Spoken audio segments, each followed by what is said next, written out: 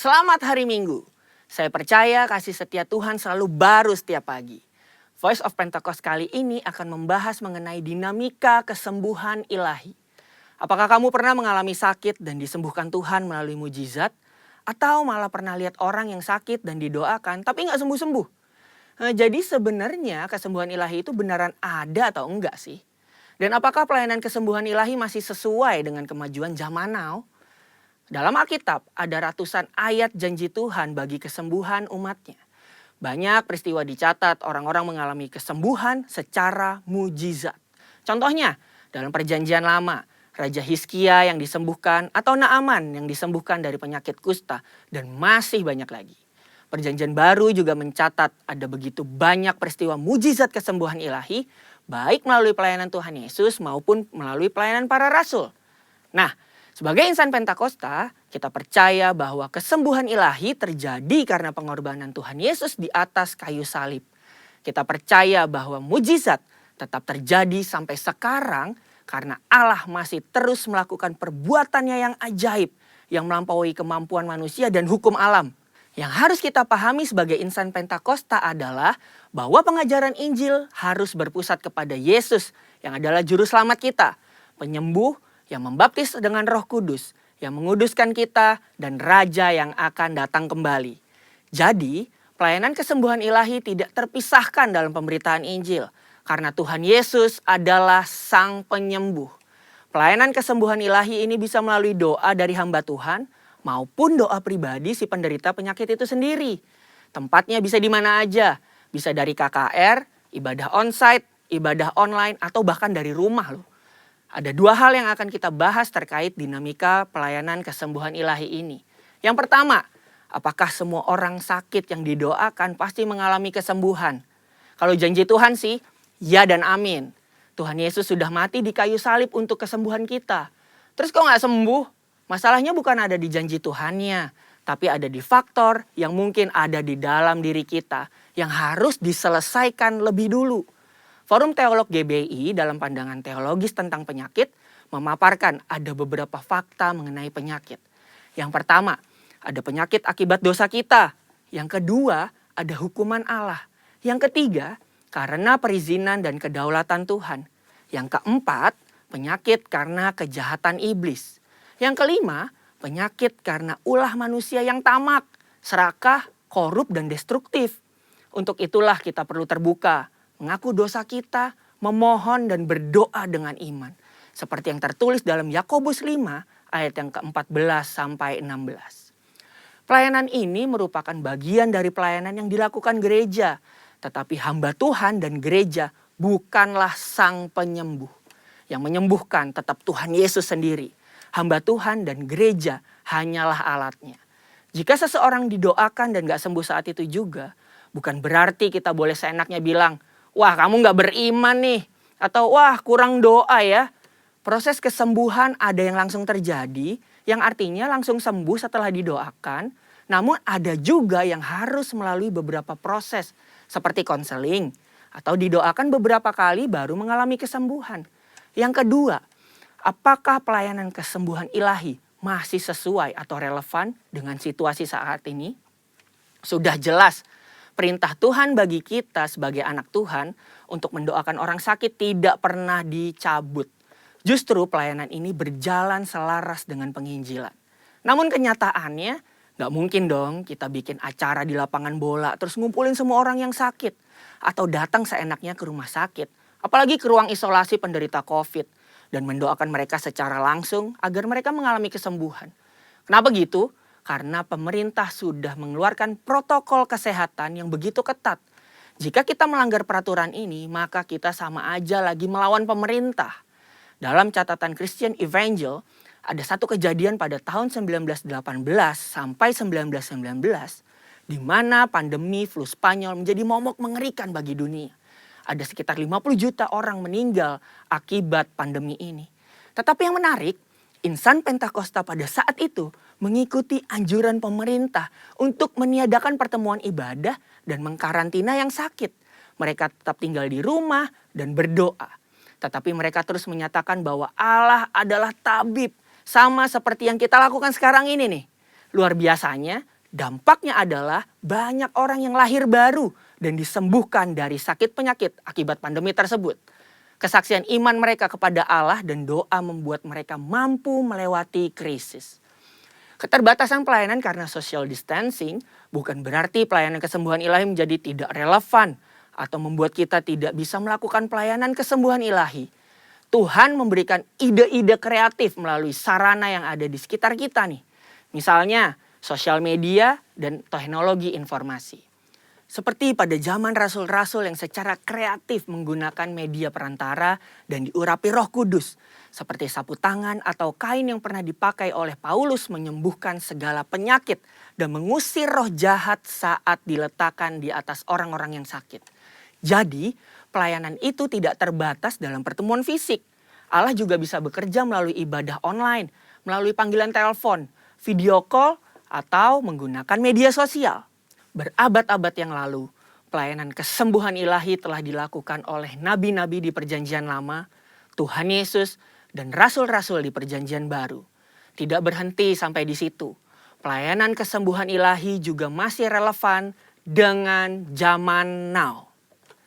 Secara khusus, di tengah situasi yang sedang dunia hadapi saat ini, gereja harus terus memotivasi dan menggerakkan pengerja dan jemaat untuk melakukan pelayanan kesembuhan ilahi ini dengan mendoakan mereka yang sakit, bahkan dengan memanfaatkan teknologi dan media sosial di tengah keterbatasan akibat social distancing.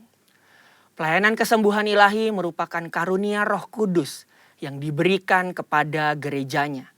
Oleh sebab itu, kesembuhan yang Tuhan berikan semuanya adalah untuk memuliakan namanya.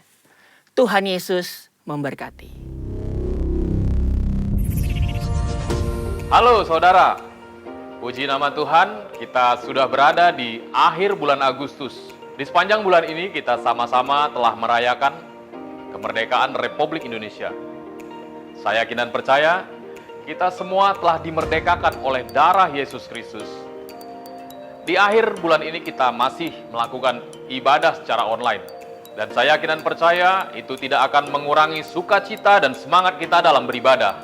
Perlu juga kami sampaikan bahwa di channel ibadah online ini ada ibadah sekolah minggu, ibadah junior church. Bagi Bapak, Ibu, Saudara yang memiliki anak dapat beribadah sesuai dengan jenjang umur mereka. Kabar gembira, kami dari LPG Ministry juga menyediakan ibadah online berbahasa Batak.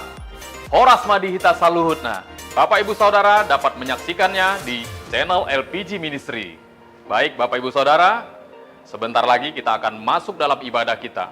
Mari kita siapkan hati dan pikiran kita sama-sama berdoa, memuji, memuliakan nama Tuhan. Selamat beribadah. Shalom jemaat yang terkasih dalam Tuhan kita Yesus Kristus. Apa kabar hari ini? Saya percaya setiap kita datang dengan ucapan syukur yang terbaik. Sebab Dia sudah buka mata hati kita. Dia buat setiap kita mengerti apa yang terbaik buat hidup kita. Yesus kita dahsyat saudara. Mari bersuka kita bersama-sama.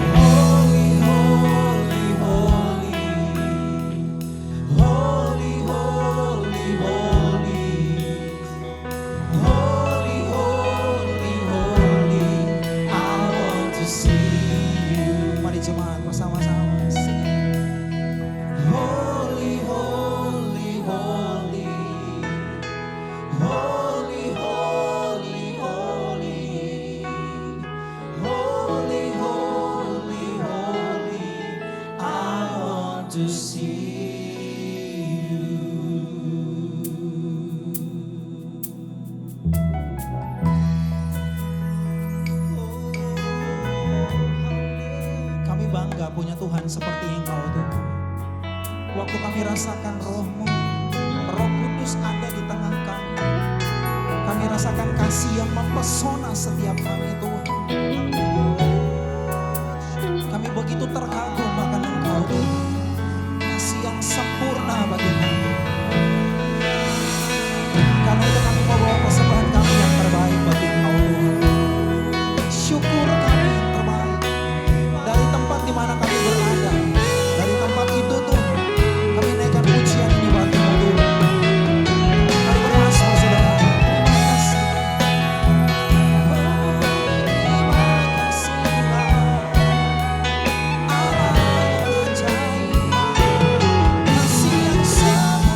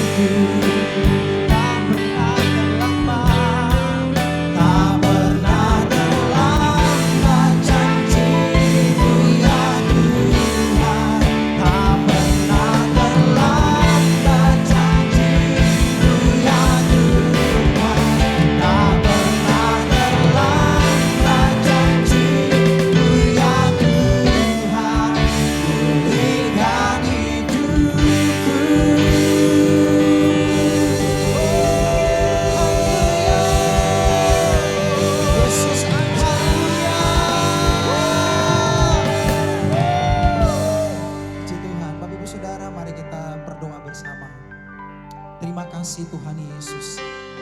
Hari ini kami ketemu dengan Engkau dalam pujian penyembahan ini Tuhan. Biar kami yang sedang dalam kesesakan, kami mendapatkan kelegaan Tuhan. Terima kasih Tuhan. Kuatkan kami yang lemah Tuhan Yesus. Bapa, saat ini kami akan mendengarkan firman-Mu Tuhan. Biarlah Engkau berkati setiap kami. Biar telinga kami menjadi telinga yang mendengarkan dengan penuh perhatian. Bahkan hati kami mau jadi tanah yang subur. Supaya waktu kami mendengarkan, benih itu mau tumbuh menjadi satu kebenaran dalam hidup kami. Di dalam nama Tuhan Yesus kami berdoa. Yang siap mendengarkan firman Tuhan, mari bersama katakan. Amin. Tuhan memberkati. Shalom saudara, shalom. Terima kasih untuk kesempatan saya boleh membagikan firman Tuhan, sharing berkat Tuhan hari ini. Saya berdoa untuk seluruh jemaat Tuhan di GBI Lewi Pondok Gede. Hari ini semua dalam rahmat dan lindungan Tuhan. Di tengah-tengah masa pandemi yang hari-hari ini melanda seluruh dunia bahkan, saya berdoa kita ada dalam anugerahnya Tuhan. Gak ada yang sakit. Dan Tuhan terus membukakan pintu-pintu kesempatan untuk setiap kita. Amin ya. Dan juga saya mengucapkan terima kasih untuk Bapak Gembala tentunya, untuk seluruh leaders yang ada di GBI Lewi, juga seluruh jemaat Tuhan. Saya berdoa firman Tuhan hari ini boleh menguatkan, bahkan memberikan petunjuk, ya, memberikan suara Tuhan sendiri untuk setiap kita. Mari kita sebelum masuk pada firman Tuhan, kita berdoa bersama-sama. Biar Tuhan yang pimpin kita. Amin ya saudara ya. Mari kita berdoa bersama-sama. Tuhan yang kami sembah di dalam nama Tuhan Yesus. Terima kasih buat hari ini. Satu hari lagi Tuhan memberikan kami kesempatan untuk menyembah-Mu, untuk beribadah kepadamu. Kami tahu ibadah tidak terbatas ruang dan waktu.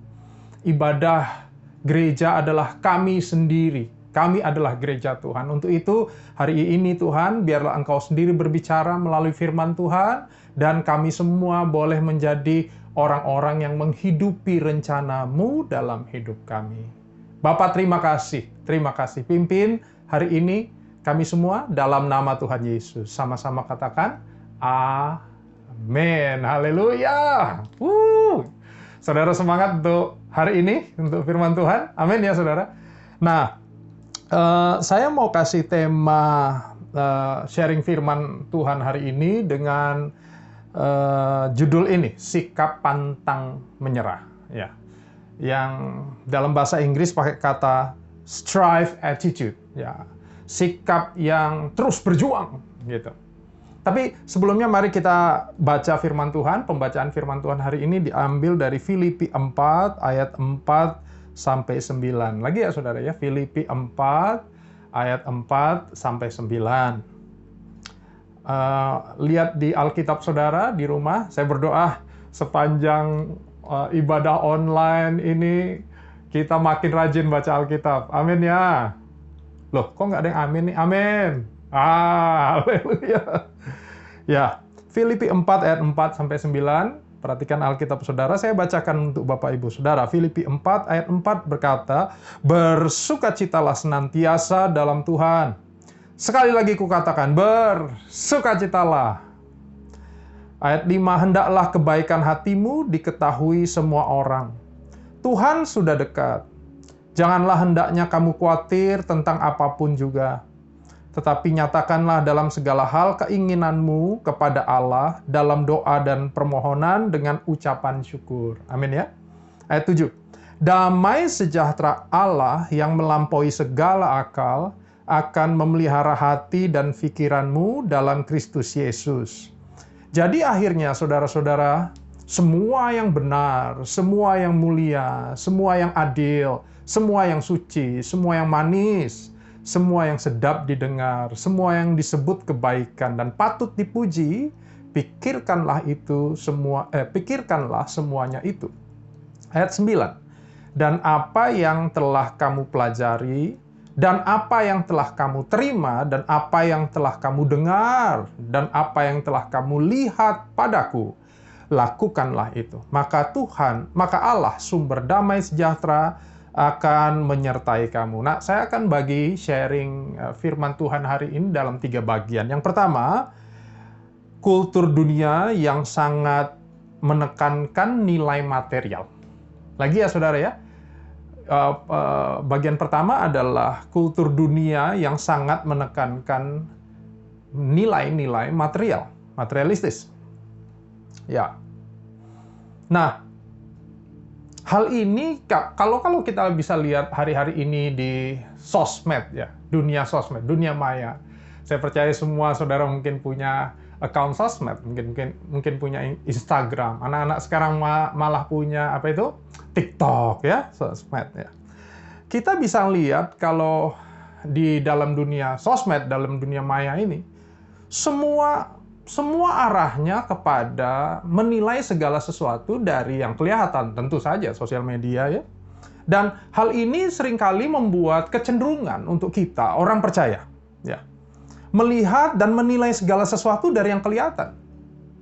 Bahkan bahayanya gini loh saudara, kita bahkan menilai hal-hal rohani, menilai hal-hal rohani dari sesuatu yang kita bisa lihat, kita nilai. Bahayanya juga kita nilai dari hal-hal yang materi, hal-hal yang dipunyai orang lain. Kita menilai kebahagiaan seseorang dari besar rumahnya. Waduh, ya saudara. Waduh. Wih, rumahnya gede banget nih. Pasti happy. Ya saudara, kadang-kadang gitu. Lihat di sosmed. Semua yang dipaparkan kepada kita adalah hal-hal yang material. Rumah bagus, mobil baru, foto dengan mobilnya. Yang bahayanya adalah belum tentu itu mobilnya. Ya. Yang bahayanya karena semua menuntut kelihatan keren kalau punya sesuatu yang mahal, akhirnya orang berlomba-lomba untuk menunjukkan hal-hal yang seperti itu dalam dirinya. Ya. Tadi saya bahas sedikit bagaimana orang melihat kebahagiaan dari sesuatu yang bisa dilihat. Kalau kita lihat di sosial media, foto-foto, nggak ada yang sedih, saudara. Foto keluarga, wah rukun semua. Tapi kan kita nggak tahu aslinya seperti apa. Dunia di sekitar kita mendorong segala hal dengan, mengukur segala hal dengan materi bahkan. Ya. Tadi saya sempat singgung bagaimana orang melihat rumahnya besar pasti happy. Apakah begitu? Apakah tidak ada kebahagiaan di sebuah orang yang tinggal rumahnya sederhana? Kan tidak seperti itu, saudara. Kenapa hari ini ayat pembacaan kita diambil dari Filipi 4? Karena yang menarik, saudara, dari Filipi. Nah, Filipi adalah salah satu kitab yang ditulis oleh Paulus, salah satu surat Paulus yang menjadi kitab di Perjanjian Baru hari ini, salah satu yang ditulis di penjara. Ada Filemon, ada Kolose, ada Efesus yang lain, dan termasuk Filipi. Hal ini, surat-surat ini ditulis Paulus dari dalam penjara, saudara. Tapi saudara baca tadi kesedihannya? Enggak, ya. Saudara lihat tadi betapa dia menggerutu? Enggak, kita baca Filipi seakan-akan kita sedang baca orang yang lagi bersuka cita. Bahkan ayatnya di depan, dia bilang gini, bersukacitalah. Dan diteruskan sekali lagi, bersukacitalah. Hal ini menarik saya karena gini, ternyata Paulus bisa stabil. Paulus pasti sedang tidak mengukur kebahagiaannya dari keadaan di sekelilingnya. Keadaan yang mungkin dia hadapi. Keadaan gak enak yang membuat dia ada di penjara.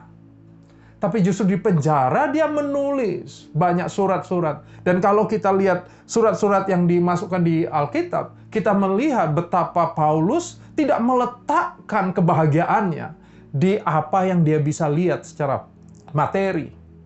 Keadaan di sekitar kita. Hari ini mungkin keadaan di sekitar saudara, keadaan di sekitar saya, kurang, ya sukar mungkin. Ya.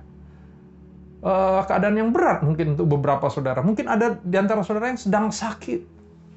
Mungkin ada di antara saudara yang sedang kehilangan pekerjaan. Dan hal-hal itu membuat kita ada dalam masalah-masalah yang datang. Tapi dengar saudara, kehidupan kekristenan kita tidak ditentukan oleh situasi di sekitar kita. Ya, ini membawa kita masuk pada poin yang kedua. Jadi Pak, gimana dong? Ya. Kalau nggak ditentukan itu, jadi gimana? Kami ini harus bersandar kepada gimana? Nah, saudara, kita udah tahu bahwa orang Kristen, saya percaya saudara udah tahu, jemaat GBI, Lewi, udah tahu bahwa sebagai orang percaya, kita nggak boleh bersandar sama dunia. Amin? Sekali lagi, katakan amin. Yes. Kita nggak bisa bersandar sama dunia, karena semua yang ada di dunia tergoncangkan. Iya. Dan itu kita sudah tahu. Udah tahu. Ya. Pertanyaannya hari ini, menghidupinya. Ya kan saudara ya? Tahu dengan menghidupinya ada sesuatu hal yang kadang-kadang sukar, kadang-kadang sukar. Kita mengerti sih, tapi menghidupinya itu tantangan tersendiri. Dan yang membuat perenungan saya adalah begini juga. Hal lain adalah gini. Satu kali saya baca kitab Ayub. Ya. Ayub 8 bicara tentang salah satu sahabatnya Ayub tuh, namanya Bildad. Nah, Bildad ini salah satu dari 3 sahabat Ayub, Elifaz dan Zofar yang satu. Ya. Mereka ini datang sama Ayub waktu Ayub sedang kesusahan. Lagi hidupnya hancur. Hartanya habis, keluarganya habis. Badannya sakit. 3 sahabatnya datang. Dan kalau saudara kita sama-sama baca pasal-pasal awal di kitab Ayub, itu kayaknya rohani banget, saudara. Ya, itu nasihat-nasihatnya sahabat Ayub itu bagus. Saya kira itu hal yang benar gitu. Sampai nanti kalau kita baca di akhir kitab Ayub, sekitar Ayub 42 begitu ya. Nah, ayat 42 itu Allah mengecam semua nasihat yang sahabatnya Ayub kasih sama Ayub. Kenapa? Karena ternyata semua yang kayaknya bagus itu, nasihat yang kayaknya bagus itu, tidak keluar dari pengenalan kepada Tuhan. Wah! Nah, jadi gini loh saudara. Menghadapi masa-masa yang sukar ini, yang kita tahu kita nggak bisa bersandar kepada hal-hal di sekitar kita yang semua bisa tergoncangkan. Seringkali ada orang-orang yang, wah kelihatannya keren ya. Kelihatannya nggak menyerah gitu. Kita tahu kita jangan menyerah. Kita harus jadi orang yang tingkat juangnya tinggi. Kita tahu itu, kita tahu. Jadi kalau tadi saudara lihat judulnya apa? Pantang menyerah. Saudara mungkin dalam hati bilang, udah tahu. Tapi menghidupinya itu yang sulit. Ya, menghidupinya itu tantangan yang berbeda levelnya dari hanya mengerti. Ya, bahkan kalau kita lihat bahwa ada orang-orang yang kayaknya bagus ya. Ini perenungan saya yang tadi. Kayaknya bagus, kayaknya nggak menyerah. Di sosmednya masih rohani, saudara. Di sosial medianya masih rohani. Ayat terus keluarnya. Wah. Tapi yang kita nggak tahu, apakah itu keluar dari pengenalan kepada Tuhan? Apakah hal itu hanya dia buat supaya orang-orang kira, hei, gua rohani loh. Wes. Ternyata kita perlu uji loh. Uji. Di tengah masa-masa yang sukar ini, seringkali konflik, saudara, terjadi. Konflik di rumah tangga, ya, suami istri, orang tua dengan anak, karena memang keadaannya sukar. Saya baca koran beberapa waktu lalu, tingkat perceraian di beberapa daerah di Indonesia meningkat. Orang yang mau daftar kasus perceraian, itu sampai ngantri katanya. Saya baca di sebuah koran nasional. Wow, saudara, masa-masa ini memang masa-masa yang sukar. Ya. Menimbulkan konflik. Tapi kalau kita tidak bisa melihat dari kacamatanya Tuhan, saudara, kita akan melihat, kita tidak bisa melihat rencana Tuhan yang Tuhan sedang sediakan untuk saudara, untuk saya. Nah, Pak, jadi gimana, Pak? Gimana kalau kita nggak bisa bersandar? Ngujinya gimana? Nguji sesuatu ini keluar dari isi hati Tuhan itu gimana? Kalau kita tadi membandingkan dengan Filipi, dengan beberapa ayat, saya akan kasih saudara ayat Kolose 3 ayat 16. Ya. Salah satu kitab juga yang ditulis Paulus di dalam penjara. Ya, Kolose 3 ayat 16. Ayat ini luar biasa. Ya, di dalam penjara, Paulus ngomong gini, hendaklah perkataan Kristus. Ini saya sampai, ngomongnya tuh ya saudara. Perkataan Kristus diam dengan segala kekayaannya di antara kamu. Di saudara sendiri, enggak, di antara kita. Kita semua menghidupinya, ya. Perkataan Kristus diam dengan segala kekayaannya di antara kamu, sehingga kamu dengan segala hikmat mengajar dan menegur seseorang akan yang lain, dan sambil menyanyikan mazmur dan puji-pujian dan nyanyian rohani, kamu mengucap syukur kepada Allah di dalam hatimu. Jadi Pak, gimana caranya ya kalau kita tahu bahwa kami ini nggak bersandar sama dunia, saudara. Hari-hari ini poin saya yang kedua, biarkan perkataan Kristus melalui firman-Nya memenuhi hidup kita, dan kita menghidupinya. Dan ini menariknya, iman, kekuatan, itu adalah buah saat perkataan Kristus tinggal dalam kita. Saudara, renungkan perkataan Kristus, maka engkau jadi orang yang nggak gampang menyerah.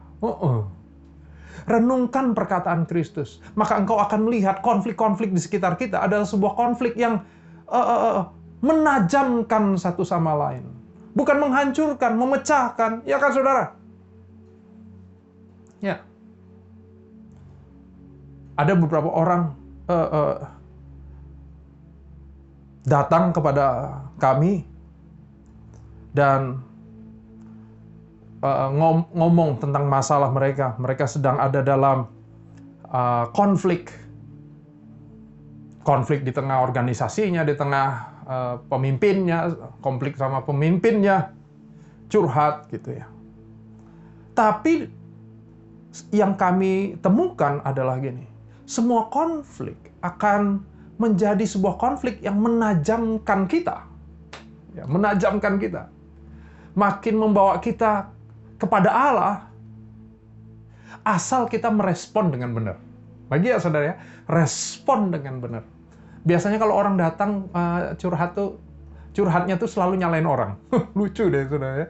Memang kalau kita lagi berantem nih, lagi kesel, memang yang di sana yang salah. Tapi dengar saudara, kalau kita memberi kesempatan kita melihat Tuhan maunya apa ya dengan aku, Tuhan lagi apa ya dengan saya, kita akan bisa melihat betapa ternyata Tuhan lagi bawa kita ke dimensi baru. Tuhan lagi bawa kita ngajar sesuatu yang baru.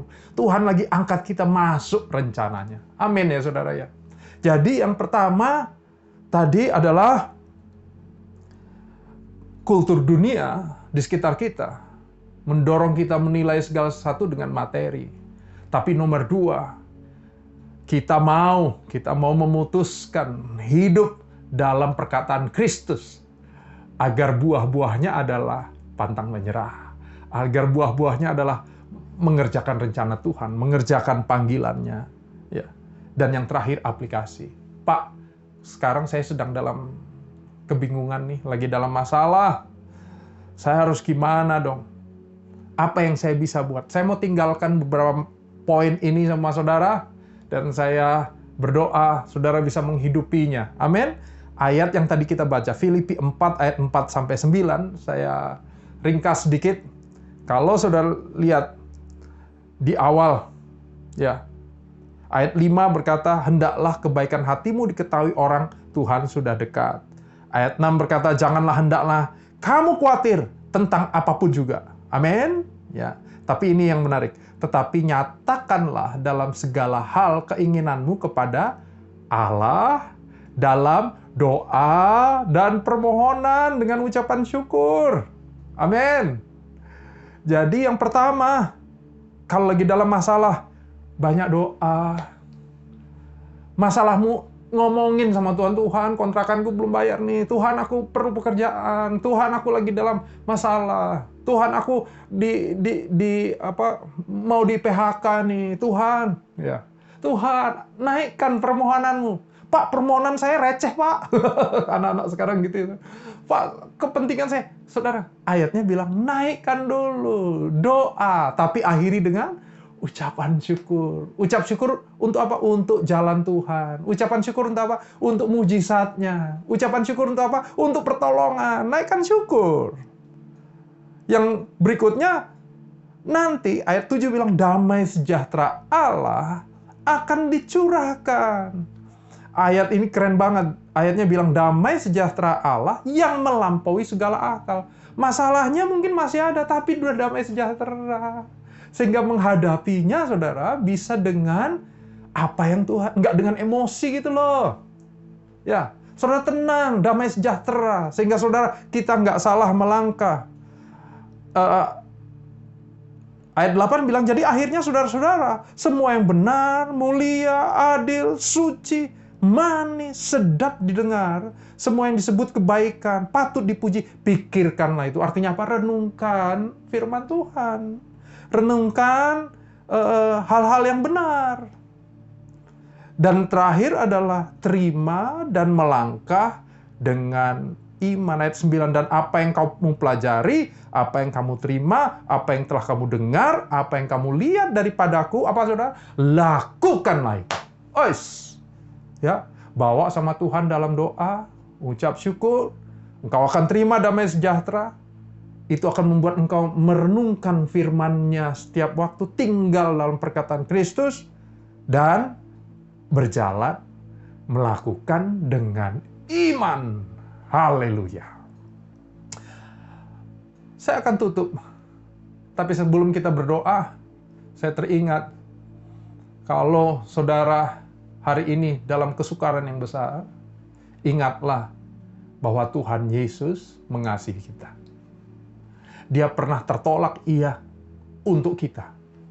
Dia berkorban untuk kita. Semua yang kita sudah, kesukaran yang kita alami, dia pernah mengalaminya dan menanggungnya untuk saudara, untuk saya. Melalui karya salib, kita semua diangkat, kita semua ditebus, kita semua menjadi layak akan janji Tuhan. Hari-hari ini, Bapak Ibu Saudara, situasi membuat kita terbatas, kayak Paulus di penjara, tetapi dia nggak berhenti dengan pelayanannya. Dia nggak berhenti berjuang, dia nggak menyerah, dia tetap nulis surat.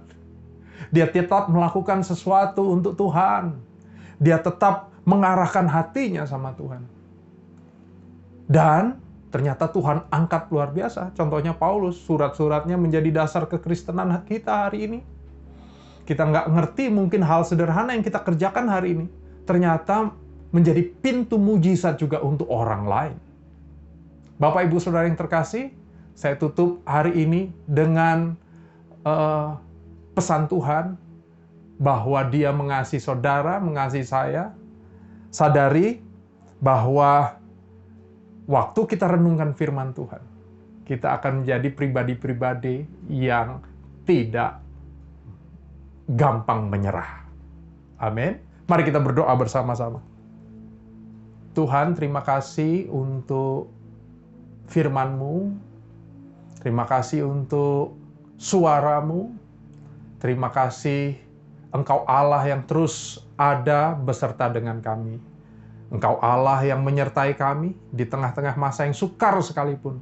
Hari ini secara khusus sebagai hamba-Mu Tuhan, aku berdoa untuk umat-Mu di GBI Lewi, Pondok Gede. Bapa, dalam nama Tuhan Yesus, kami akan terus mengejar Engkau, mengejar pribadi-Mu. Dan saat kami mengejar pribadi-Mu, kami akan dibawa Tuhan masuk kepada dimensi pengenalan kami kepada Tuhan yang baru. Dan di situ maka buah-buah kehidupan kami akan memberkati banyak orang. Bapa, terima kasih. Sembuhkan yang sakit, Tuhan. Tolong yang sedang dalam kesulitan, dalam kesukaran. Kerjakan mujizat-Mu atas kami. Terima kasih, Tuhan. Terima kasih. Kami sambut firman-Mu di dalam nama Tuhan Yesus. Haleluya. Sama-sama katakan, amin. Tuhan berkati. Setiap kita diberkati oleh pelayanan firman Tuhan. Bapak Ibu Saudara, saya percaya kita juga siap untuk memberi yang terbaik bagi Tuhan. Di layar Bapak Ibu Saudara terdapat nomor rekening untuk Bapak Ibu Saudara boleh transfer untuk sebagai persembahan saudara, atau bisa menggunakan scan barcode yang sudah ada di layar Bapak Ibu Saudara. Dan mari beri yang terbaik bagi nama Tuhan Yesus. Selamat memberi Bapak Ibu Saudara.